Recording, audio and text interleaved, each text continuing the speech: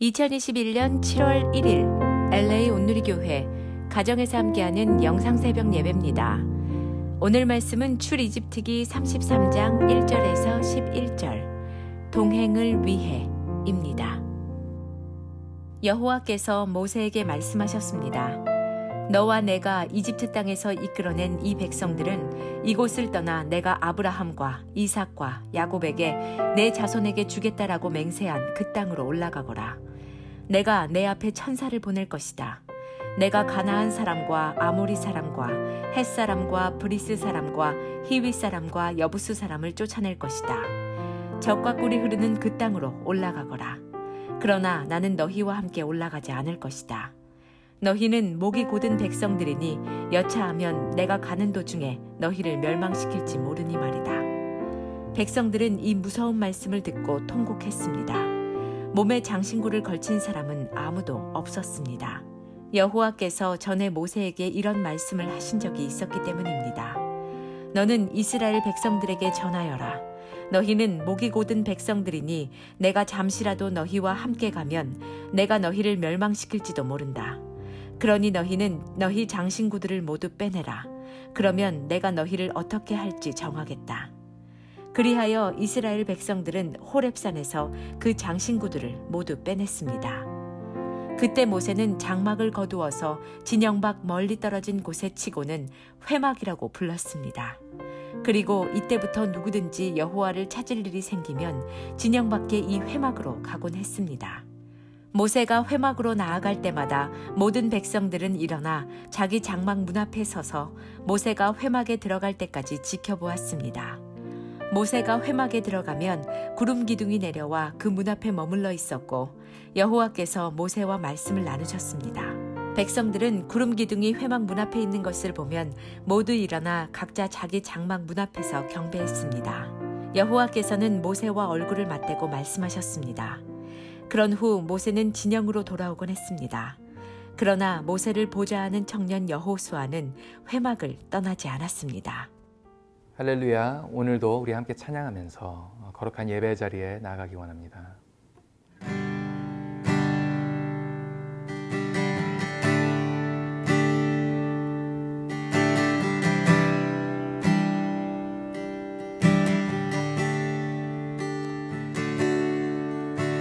보혈을 지난 하나님 품으로 보혈을 지난 아버지 품으로 보혈을 지난 하나님 품으로 한 걸음씩 나가니 보혈을 지난 하나님 품으로 보혈을 지난 아버지 품으로 보혈을 지난 하나님 품으로 한 걸음씩 나가니 존귀한 주 보혈이 내 영을 새롭게 하시네. 존귀한 주 보혈이 내 영을 새롭게 하네. 존귀한 주 보혈이 내 영을 새롭게 하시네. 존귀한 주 보혈이 내 영을 새롭게 하네. 아멘. 할렐루야. 7월 1일 목요일 아침입니다. 오늘도 하나님 말씀으로 하루를 시작하신 여러분에게 주님의 은혜와 사랑이 가득하시기를 축복합니다. 특별히 새롭게 시작하는 7월, 하나님과 동행하기로 마음에 결단하는 우리 모두가 되기를 주님의 이름으로 축복합니다. 여러분, 우리와 하나님과의 동행은 어떻게 시작됐을까요? 천지창조 중 아담의 창조라는 유명한 그림이 있죠. 바티칸 시스타나 성당의 천정에 미켈란젤로가 4년에 걸쳐서 그렸다고 하는 그 그림의 일부인데요. 우리 교회 성찬 준비실 벽면에도 이 그림의 손만 그려져 있는 그림이 걸려 있습니다. 그런데 존 오트버그 목사님이 생각보다 가까이 계시는 하나님이란 책에서 이 그림을 묵상하면서 주목한 부분이 있는데 흥미로워서 소개해 보겠습니다. 이 그림 이전에 그려졌던 아담의 창조에 관한 그림은 하나님께서 서 계시고 또 아담을 일으키시는 그림이었다고 합니다. 그런데 미켈란젤로는 조금 다르게 표현하고 있죠. 이 그림에 있는 하나님의 모습이 좀 어색합니다. 천사들이 모는 구름을 타고 계신 하나님께서 마치 돌진하듯 아담에게로 향하고 계십니다. 그리고 아담에게 최대한 가까이 가시기 위해서 몸을 비틀고 머리와 팔을 쭉 내밀고 계십니다. 아담에게 닿고 싶은 간절함으로 팔의 그 모든 근육이 팽팽하게 긴장돼 있습니다. 여러분, 이 그림 보면서 어떤 생각이 드십니까? 역시 팔뚝에 힘줄 있는 남자가 멋있다, 뭐 이런 생각 하시는 것 아니죠? 여러분, 그러면 반면에 아담의 모습은 어떤지 한번 보시겠어요? 아담은 몸을 뒤로 젖힌 모습입니다. 하나님과의 만남에 별 관심이 없는 듯합니다. 팔을 뻗고 있긴 하지만 손가락에 힘이 없어서 축 처져 있습니다. 손가락을 살짝만 올려도 하나님과 닿을 수 있을 것 같은데 그런 의지가 전혀 보이지 않습니다. 하나님의 모습과 아담의 모습이 너무나 대조적입니다. 어떤 사람이 이 그림을, 이런 모습을 이렇게 해석합니다. 생명을 불어넣으신 하나님의 힘 있는 손가락과 아직 생명력이 없는 아담의 축 처진 손가락, 이 둘을 대조하고 있다고 얘기하기도 하죠. 그런데 존 오트버그 목사님은 이 그림에서 사람에게 다가오고자 하시는 하나님의 결연한 의지를 발견합니다. 하나님의 마음이 더 크신 거죠. 아담을 창조하신 하나님의 모습이 실제로 이 그림과 같지는 않았겠죠. 전능하신 분께서 저런 모습으로 무소부재하신 하나님께서 이렇게 찾아오시거나 이렇게 만드시지는 않았을 겁니다. 하지만 이 그림이 하나님의 마음을 정말로 잘 표현하고 있는 듯합니다. 우리를 향한 사랑, 하나님께로부터 시작된 그 사랑, 우리를 만드시고 보시기 심히 좋았다고 말씀하셨던 하나님의 그 사랑 고백, 이런 것들 말입니다. 하나님께서 우리에게 하나님의 호흡을 불어 넣으셨고 하나님의 형상대로 우리를 만드셨습니다. 그리고 함께하기 원하셨습니다. 여러분, 그래서 성경은 하나님과 함께하려는 사람들에 관한 기록이라기보다 사람들과 함께하기 원하시는 하나님의 이야기, 사람들과 동행하기 원하시는 하나님의 이야기라고 볼 수 있는 듯합니다. 그렇기에 우리가 믿는 하나님은 다른 종교의 신과 다릅니다. 다른 종교는 인간이 노력을 해서 그들의 신이 원하는 그 영적인 수준에 도달해야 한다고 말하죠. 인간이 신을 찾아가야 합니다. 그런데 하나님은 먼저 우리에게 다가오십니다. 인간을 만드셨고 우리와 함께하기 원하셨습니다. 인간을 위해 만들어 놓으신 에덴 동산에서 사랑하는 아담과 함께 거닐고 싶으셨습니다. 그렇게 우리와 하나님의 동행이 시작됐습니다. 그렇기에 이 동행은 하나님의 사랑입니다. 그런데 여러분, 우리가 하나님과 동행한다는 것이 얼마나 큰 은혜인지 우리는 자주 잊고 살아가는 듯합니다. 늘 함께 하시겠다고 하나님께서 말씀하셨기에, 그리고 그렇게 해 주시기에 그 사실이 얼마나 말도 안 되게 감사한 일인지 우리는 잘 못 느끼면서 살아가고 있는 듯합니다. 마치 늘 있는 공기가 우리에게 얼마나 소중한지를 매일 있으니까요. 지금도 숨 쉬고 있으니까 못 느끼는 것과 비슷한 것 같습니다. 작년에 산불이 나서 공기질이 안 좋아졌을 때 그때 우리는 공기의 소중함을 조금 느낄 수 있었습니다. 맑은 공기를 마신다는 것이 얼마나 귀한 일인지 조금 깨달았죠. 여러분, 그때 공기청정기 구하는 것이 얼마나 힘들었습니까? 늘 그대로 있을 것 같은 그것을 잃게 되면 그 소중함을 조금 느끼게 됩니다. 그리고 그것을 찾기 위해 노력하게 되는 것 같습니다. 오늘 본문에도 이와 같은 내용이 나와 있는데요. 1절부터 3절까지 말씀 우리 함께 읽도록 하겠습니다. 여호와께서 모세에게 말씀하셨습니다. 너와 내가 이집트 땅에서 이끌어낸 이 백성들은 이곳을 떠나 내가 아브라함과 이삭과 야곱에게 내 자손에게 주겠다라고 맹세한 그 땅으로 올라가거라. 내가 내 앞에 천사를 보낼 것이다. 내가 가나안 사람과 아모리 사람과 헷 사람과 브리스 사람과 히위 사람과 여부스 사람을 쫓아낼 것이다. 젖과 꿀이 흐르는 그 땅으로 올라가거라. 그러나 나는 너희와 함께 올라가지 않을 것이다. 너희는 목이 곧은 백성들이니 여차하면 내가 가는 도중에 너희를 멸망시킬지 모르니 말이다. 1절을 그냥 읽으면 평소에 말씀하시는 하나님처럼 느껴집니다. 그런데 조금만 주의를 기울여도 충격적인 말씀을 하고 계신 하나님을 볼 수가 있습니다. 하나님께서 이스라엘을 어떻게 부르고 계신지 말입니다. 하나님께서 본문을 보면 이스라엘을 너와 내가 이집트 땅에서 이끌어낸 이 백성들 이렇게 부르고 계십니다. 여러분, 하나님 원래 이렇게 안 부르셨습니다.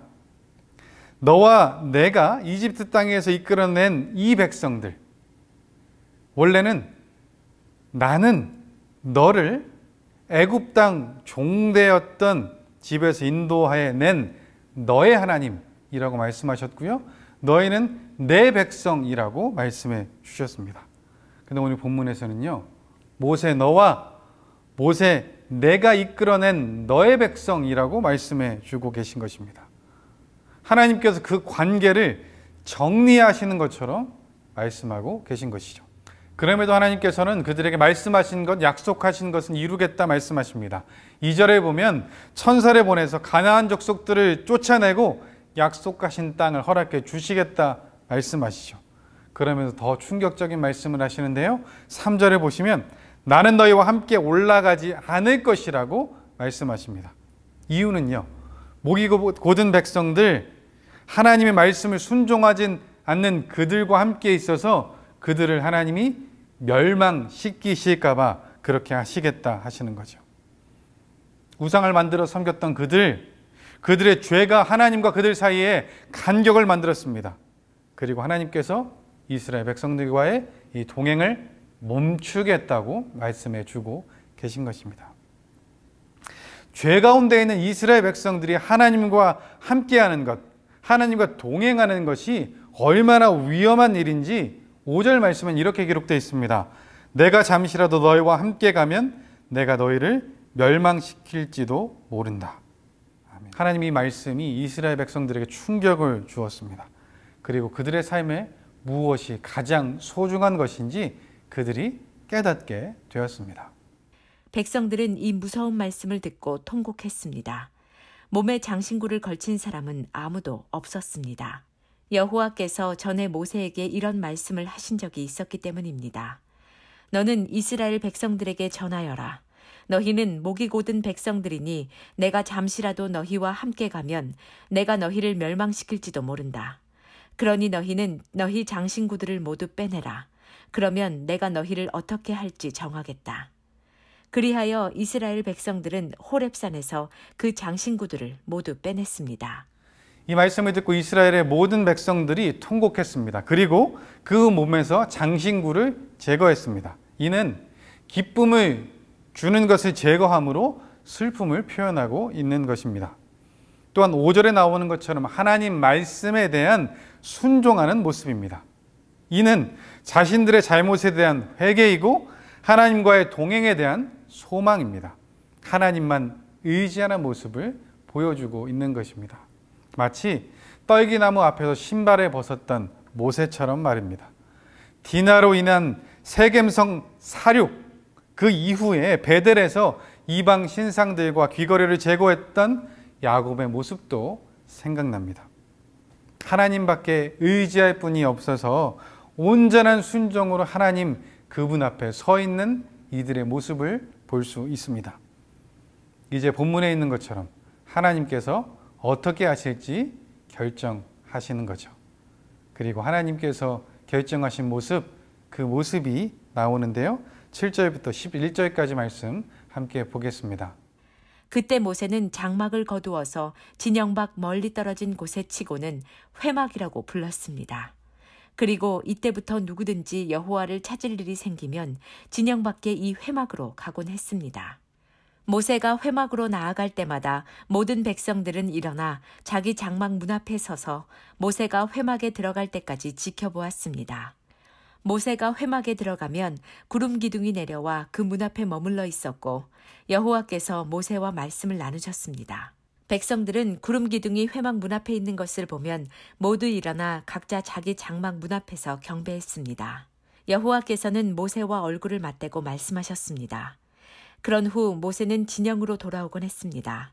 그러나 모세를 보자 하는 청년 여호수아는 회막을 떠나지 않았습니다. 하나님께서 그들에게 회막을 허락하셨습니다. 회막은 진영에서 멀리 떨어진 곳에 위치했는데요. 이스라엘 범죄로 하나님과 이스라엘 관계가 분리되었음을 보여주는 듯합니다. 하지만 여전히 하나님께서는 회막을 허락해 주셨습니다. 그리고 이 만남의 장소를 통해 그들과의 동행을 이어가시는 것입니다. 하나님께 이런 표현하는 것이 죄송하지만 더 많이 사랑하는 쪽이 약자인 거죠. 더 많이 사랑하시는 하나님께서 이스라엘을 포기할 수 없으셔서 회막을 허락해 주셨습니다. 그래서 누구든지 여호와를 찾을 일이 생기면 회막으로 나아갈 수 있었습니다.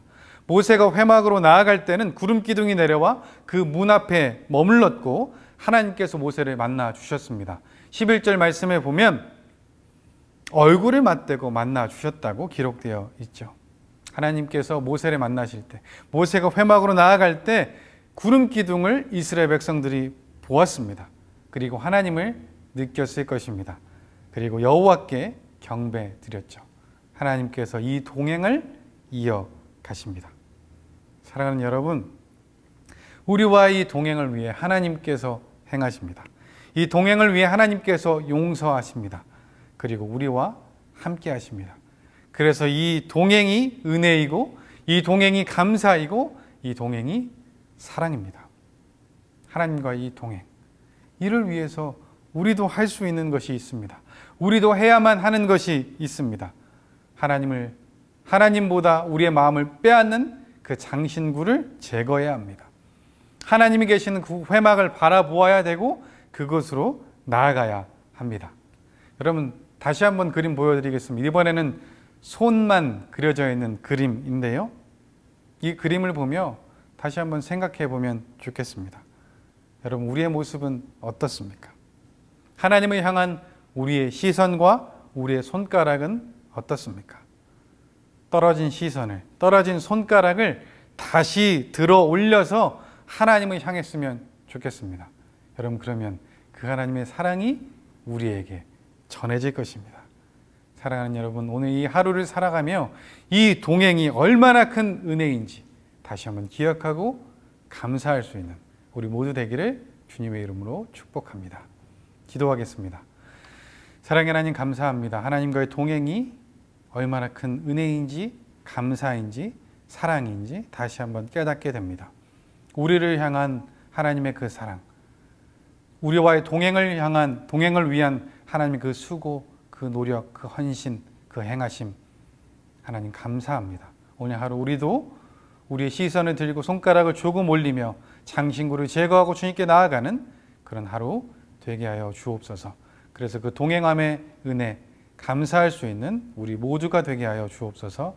모든 것 주님께 맡겨드리며 예수님의 이름으로 기도합니다. 아멘.